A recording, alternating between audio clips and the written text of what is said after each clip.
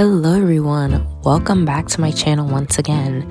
And my rendering tutorial is, I wouldn't say old, but I need to make an updated one. Also, I saw a comment from like 5 months ago, I don't know how I missed it, saying that I should show how I render darker skin, which it really isn't that hard to render darker skin. So that's what I came to show today. So I'm starting out with these two sketches, and the one on the left will be for lighter skin, and then the one on the right will be for darker skin.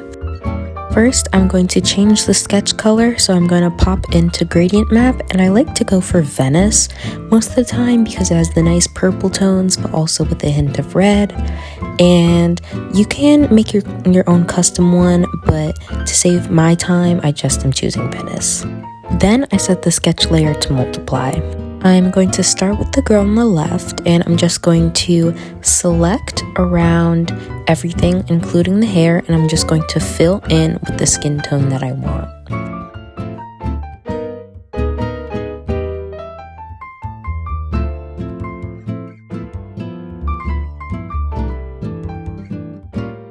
So now I'm going to create a new layer on top of the base layer, and I'm going to set it to multiply. And I'm going to take a pink blush shade, and I'm just going to put that on the nose, on the eyes, on the cheeks, and on the lips. And after that, I like to lower the opacity because it's just going to give a nice natural pink flush to the skin without going overboard and looking crazy. Now I'm just going to blend it out a little so I can get rid of the harsh lines. And then I'm just going to merge that layer below.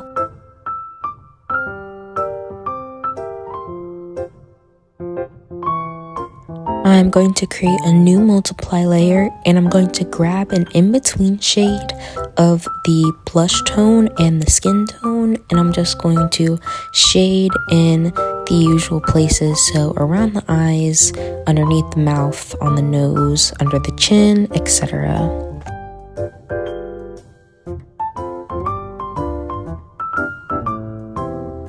So I merged that layer down to the base layer, and I'm just going to fill in the hair.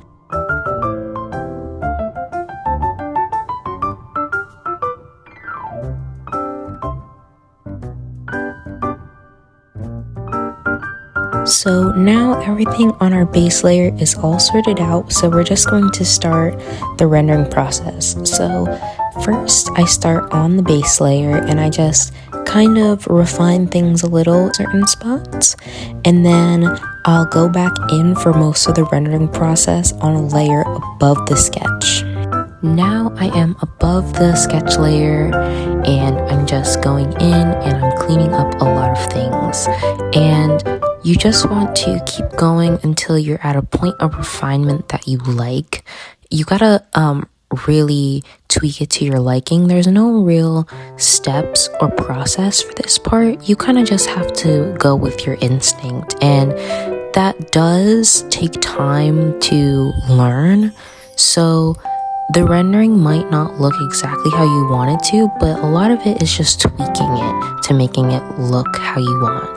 I'm going to go into depth about how I render the nose. So I like to pick an in-between shade between the nostrils and the skin, and I just kind of blend out the lines there so they're not so harsh. And I create the sides of the nose by just dragging that up. Then I grab a color close to the skin tone, and I just add contrast underneath the nose by filling that in and above the lip. Refinement is another part where I go off of instinct with the nose as well. So refining the details, I'm just going with whatever it looks visually right to me, and there's no real steps here. So I'm kind of just going in, fixing the highlights, fixing the contrast, etc.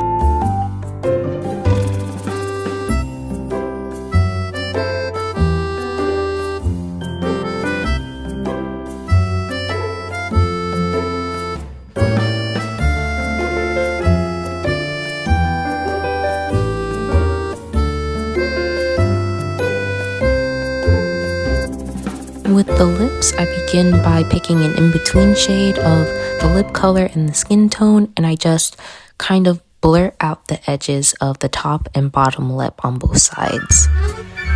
Then I add a more red tone towards the middle. And then I grab an in-between shade between the lines and the lips, and I just feather out the lip line, basically.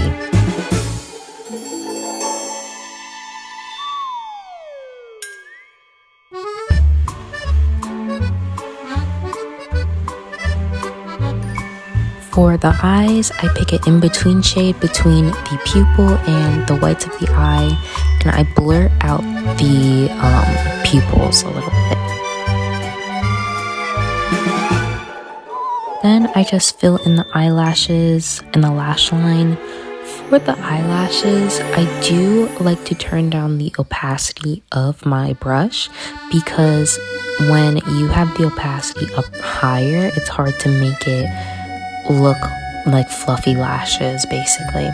I'm just gonna fill in the cornea with some pink. Now I'm just adding an iris in the middle of the eye. I'm just taking a light blue close to white and I'm just adding that to the whites of the eye.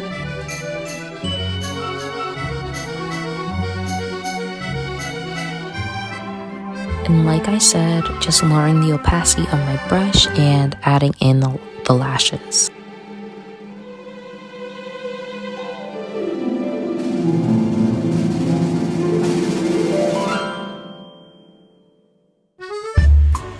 Just doing a quick before and after so you guys can see the difference. A very crucial part to my rendering process is making an add layer above the render layer and adding highlights.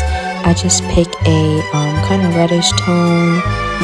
Usually I select around the nose where the colors are kind of reddish, and I just kind of add highlights to the nose, the inner corners of the eyes, the upper lip and lips.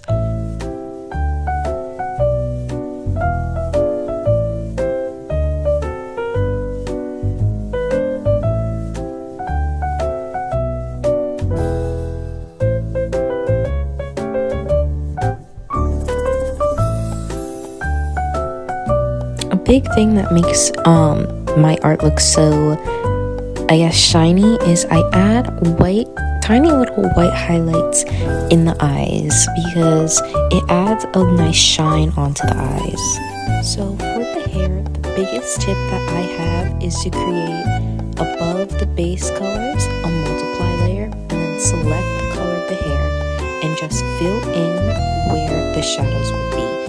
The multiply layer helps with not having to pick colors because a big downfall in rendering hair is picking the wrong colors and not knowing where to place them. And then I'll add an add layer and I'll put the highlights, and it's like it does half the work for you instead of having to know how to place colors. Then I'll merge those layers down onto the base layer, and then I'll render the hair just like I did the skin. Well, not exactly, just kind of going off instinct, like I said before, on a layer above the sketch.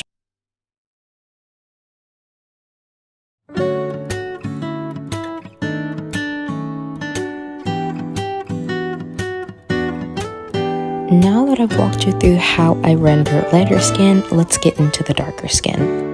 The biggest difference that comes from rendering darker skin is really just the color choices. Everything else is exactly the same, which is why it is not hard at all. So like I said, with the lighter skin, I'm going to take a multiply layer and I'm just going to select the same shade of blush tone. And the reason why I choose a multiply layer is because it'll adjust to the layer underneath. So instead of it being pink and not matching the skin tone, it's going to match, essentially.